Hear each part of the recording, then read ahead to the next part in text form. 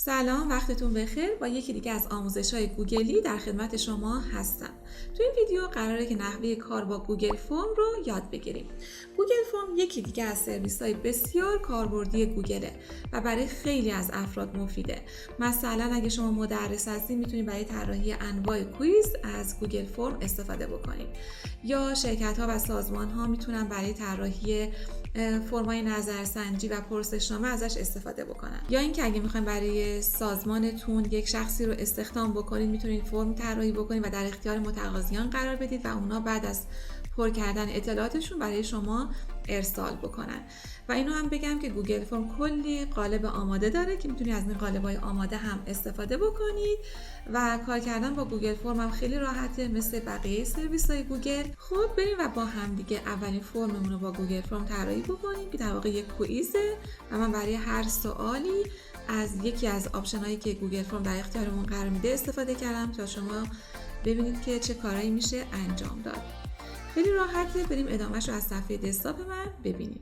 خب توی شروع کار من گوگل فرم رو توی این کادر تایپ میکنم و روی اولین نتیجه‌ای که میاد کلیک میکنم و گو تو فرم رو میزنم. خب دیگه قطعا شما میدونید که باید یک حساب کاربری یا یک اکانت توی گوگل داشته باشید تا از طریق اون بتونید وارد این قسمت بشین. منم همین کارو کردم و یه حساب کاربری ساختم و با اکانت پویان لرن وارد شدم. خب حالا اینجا شما از دو طریق میتونید شروع به کار کنید.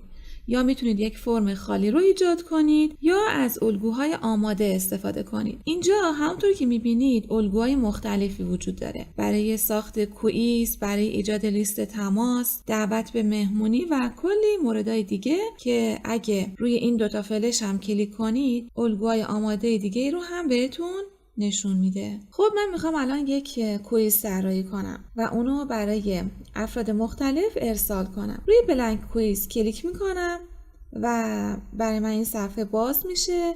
اینجا شما میتونید نام فایلتون رو مشخص کنید. مثلا من تایپ میکنم پویان 1 چون قبلا یک سری فرمای دیگه به نام پویان ایجاد کرده بودم. خب همین اول بگم که کویزی که میخوام طراحی کنم 3 تا بخش داره. توی بخش اول از افراد میخوام که مشخصاتشون رو وارد کنم. توی بخش دوم سوالاتمو مینویسم و توی بخش سوم یک نظرسنجی گذاشتم برای اینکه میخوام با ابزارهای مختلف کار کنم و موارد مختلف رو بهتون بگم. توی قسمت اول که مشخصات هست شما هر موردی که خواستید رو میتونید وارد بکنید. میتونم متنم رو بولد و ایتالیک و مورب و اینجور فرمت ها هم بهش بدم که دیگه اینا رو خودتون بلد هستید. با این گزینه هم میتونم فرمت و قالب بندی رو پاک بکنم. اگه نیازی هست که یه توضیحی بدین، مثلا میخوام بنویسید که لطفاً سوالات رو به دقت پاسخ بدید، اینو میتونید اضافه کنید، ولی خب من اینجا نیازی نمیبینم که توضیحی وارد کنم. بعد اینکه میخوام سوالاتم رو تایپ بکنم، فقط اینو هم بگم که شما برای قسمت هدر فرمتون یا همون کویزتون یک تصویر هم انتخاب بکنید. برای این کار روی این گزینه کلیک میکنیم، کاستومایز تم، و یک تصویر رو میتونیم انتخاب کنیم متناسب با فرم یا کویزمون. من چون سوالاتم شیمی هست این تصویر رو انتخاب میکنم و اینسرت رو میزنم. خودش متناسب با تصویر رنگ بک‌گراند رو برای من تغییر میده. اگه خواستید باز میتونید رنگش رو تغییر بدید. کالر رو انتخاب کنید و اد رو بزنید و رنگ سفید رو انتخاب کردم. حالا اینجا شروع میکنم به طراحی سوالاتم. سوال اولم اینه که از افراد میخوام نام و نام خانوادگیشون رو وارد کنن. پس تایپ میکنم نام و نام خانوادگی، راست به چپ میکنم با فشار دادن کلیدای کنترل و شیفت سمت راست. حالا میخوام نوع سوالم رو مشخص کنم. مثلا سوالم چطوری باشه؟ پاسخش کوتاست، پاسخش طولانیه، میخوایم چند گزینه‌ای طراحی کنیم، حالت چک باکس داشته باشه، لیست کشویی باشه، یا میخوایم که مثلا یه فایل رو بارگذاری کنه و موارد دیگه که در ادامه توضیح میدم. خب برای نام و نام خانوادگی چون پاسخ کوتاه داره من شورت آنسر رو انتخاب میکنم و اینکه میخوام نام و نام خانوادگی حتما وارد بشه، پس باید این تیک ریکوایرد رو فعال کنم تا حتما افراد به این سوال پاسخ بدن. حالا میخوام سوال بعدی رو اضافه کنم. اگه میخواین سوالتون رو حذف کنید روی دلیت کلیک کنید و اگه میخواین ازش یک کپی بگیرین روی دوپلیکیت کلیک کنیم. خب حالا برای ایجاد سوال جدید روی علامت به علاوه کلیک میکنم، یک سوال جدید ایجاد میشه. الان ببینید کنار نام و نام خانوادگی ستاره اومده، یعنی اینکه حتما باید فرد بهش پاسخ بده. میرم سراغ سوال دوم.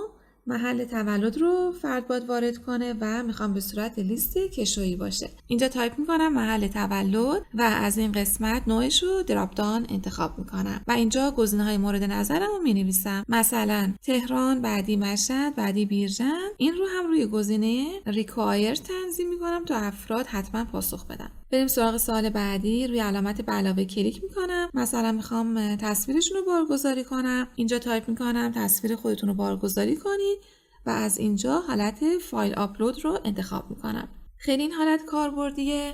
روی کانتینیو کلیک میکنم، اینجا نوع فایل رو مشخص میکنم، مثلا ایمیج رو انتخاب میکنم. اینجا مشخص میکنم ماکسیموم چند تا فایل بارگذاری بشه. من همون یه دونه رو انتخاب میکنم و سایز فایل رو هم مشخص میکنیم. حتما تا حالا برای شما پیش اومده که وقتی دارین یک فرم اینترنتی رو پر میکنین، برای بارگذاری عکس و مدارک دیگه یک سایز مشخص باید داشته باشه فایلتون. خب بریم سراغ سوال بعدی. روی علامت به علاوه کلیک میکنم، مثلا سوال بعدی تاریخ تولد رو میخوام تایپ بکنم. تاریخ تولد خودتون رو وارد کنید. از اینجا نوعش رو دیت انتخاب میکنم که فرد بتونه با کلیک کردن روی این علامت تقویم تاریخ تولدش رو وارد کنه. باز روی علامت به علاوه کلیک میکنم. اینجا مثلا میخوام زمان ورود به سیستم رو قرار بدم، مثلا زمانی که شروع کرده به پاسخگویی. تایپ میکنم زمان ورود و از اینجا نوعش رو تایم انتخاب میکنم. الان این سکشن اول کویز آماده شد. حالا میخوام برم سراغ سکشن بعدی. چطوری؟ از اینجا روی اد سکشن کلیک میکنم،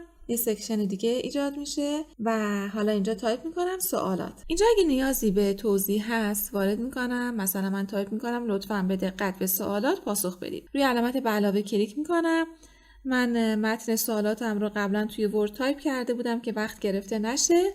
اینجا کپی میکنم و بعد اینجا پیست میکنم. برای اینکه راست به چپ بشه کنترل شیفت سمت راست رو میزنم و از اینجا حالت پاراگراف رو انتخاب میکنم، چون سوال نیاز به پاسخ و محاسبات داره. اگه نیاز هست برای سوال تصویر اضافه کنید، روی این علامت کلیک میکنیم و تصویر رو از سیستممون آپلود میکنیم. یا تصویر وبکم رو قرار بدیم، یا اینکه آدرس URL مربوط به تصویر رو اگه نیازه اونو قرار بدیم، یا اینکه میتونید از تصاویری که توی گوگل هست استفاده کنید. باز روی علامت به علاوه کلیک میکنم. مثلا سوال بعدی سوالی هست که فرد باید درستی یا نادرستی سوالاتش رو مشخص بکنه.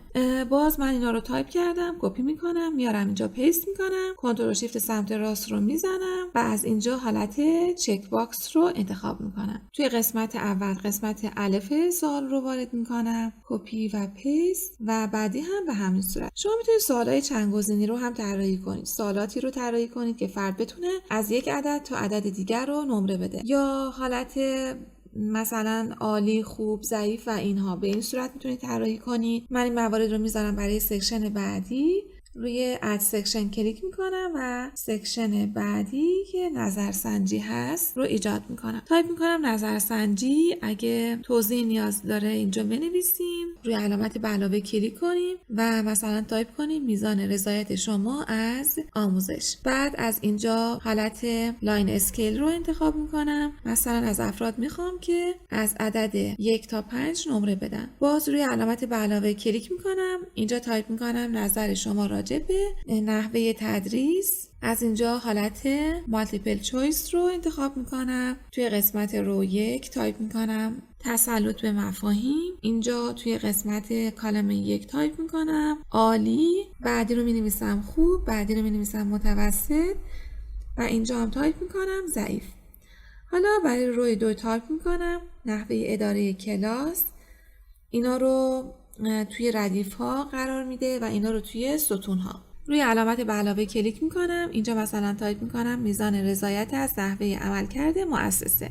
از اینجا حالت چک باکس گرید رو انتخاب میکنم و توی قسمت رو 1 تایپ میکنم امکانات و توی کالم 1 تایپ میکنم عالی، کالم 2 خوب، کالم 3 ضعیف و توی روی 2 تایپ میکنم زمان بندی. خب پس با موارد مختلفی که اینجا داشتیم آشنا شدیم. من سعی کردم برای هر مورد مثال بزنم که کامل متوجه بشین که چه کاربردی داره. حالا مواردی که توی این قسمت هست هم یه توضیحی بدم. با علامت به علاوه که شما میتونید یک سوال جدید ایجاد کنید با این گزینه import question. اگه قبلا فرمی رو طراحی کردین، برای فرم جدیدتون هم مثلا میخواین از همون موارد استفاده کنید، میتونید روی این گزینه کلیک کنید و فرم مورد نظرتون رو انتخاب کنید و سکشن های مورد نظرتون رو تیک بزنید و ایمپورت کوئسچن رو بزنید. گزینه بعدی، اگه جای نیاز هست که عنوان جدیدی اضافه کنید، روی این گزینه کلیک کنید و حالا من کنترل زد رو میزنم چون که نیازی بهش ندارم. یا شاید جای نیاز باشه به فرمتون یک تصویر اضافه کنید. با استفاده از اد ایمیج میتونید این کار رو انجام بدید. میتونید از سیستمتون آپلود کنید یا تصویر وبکم یا موارد دیگه که قبلا بهش اشاره کردم. اگه خواستید میتونید یه ویدیو هم به فرمتون اضافه کنید و با این گزینه هم میتونید سکشن یا بخش جدید اضافه کنید. خب حالا ما فرممون آماده شد.